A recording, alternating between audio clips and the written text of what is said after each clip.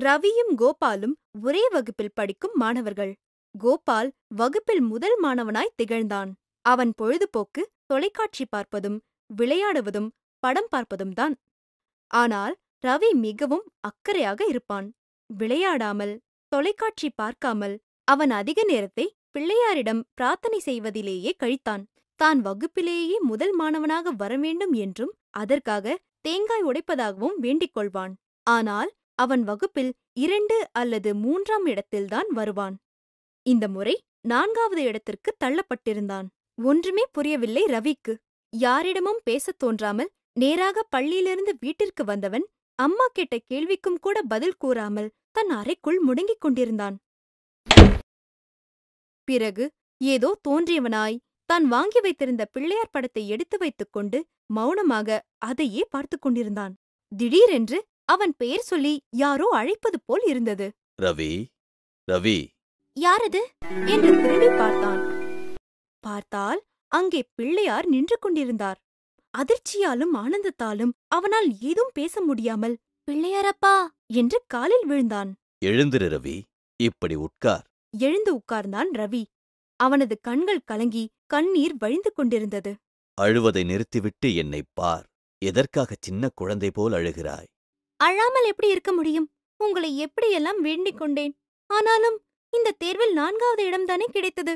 என் மனம் கஷ்டப்படாமல் என்ன செய்யும்? சரி, நான் சில கேள்விகளை கேட்கிறேன். அதற்கு பதில் சொல். பிறகு ஏன் உனக்கு இந்த 4வது இடம் கிடைத்துள்ளது என்பதை புரிந்து கொள்வாய். சரி. தேர்வின் போது காலையில் நீ எத்தனை மணிக்கு எழுந்தாய்? 4 மணிக்கு எழுந்தேன்.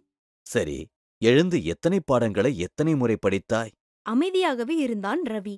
மாலையில் நீ வீட்டிற்கு வந்தவுடன் என்ன செய்தாய்? உங்கள் படத்தை வைத்துக்கொண்டு வழிபாடு செய்தேன். பிறகு உங்கள் கோயிலுக்கு வந்து 2 மணி நேரத்திற்கும் மேலாக பிரார்த்தனை செய்தேன். மாலை முதல் இரவு வரை எவ்வளவு மணி நேரம் படித்தாய்? அரை மணி நேரம்தான் படித்திருப்பேன். வகுப்பறையில் ஆசிரியர் நடத்தும் போது ஒழுங்காக கவனித்தாயா? அரைகுறையாகவே கவனித்தது நினைவிற்கு வந்ததால் அமைதியாகவே இருந்தான் ரவி. எத்தனை முறை நீ நூலகத்திற்குச் சென்றாய்? ஒருமுறை கூட செல்லவே இல்லை என்பது ரவியின் நினைவிற்கு வந்தது. அப்படியானால் படிப்பதற்கு எந்த முயற்சியும் செய்யாமல் என்னை வழிபடுவதிலேயே பெரும்பாலான நேரத்தையும் செலவழித்திருக்கிறாய், அப்படிதானே? இல்லை என்று தலையாட்டதான் முடிந்தது ரவியால். உங்களை வழிபட்டால் நல்ல முறையில் படிப்பு வரும் என்று சொல்கிறார்களே, நன்மைகள் கிடைக்கும் என்கிறார்களே. உண்மைதான், என்னை வழிபடுவோருக்கு நன்மைகள் கிடைக்கும்தான். அதனால்தான் உனக்கு தேர்வு நேரத்தில் நல்ல உடல்நலம், நினைவாற்றல் இவையெல்லாம் கிடைக்கச் செய்தேன். ஆனால் நீ என்ன செய்தாய்? உன் சொந்த முயற்சியைக் கூட பயன்படுத்தாமல் என்னை வழிபடுவதிலேயே நேரத்தை செலவிட்டாய்.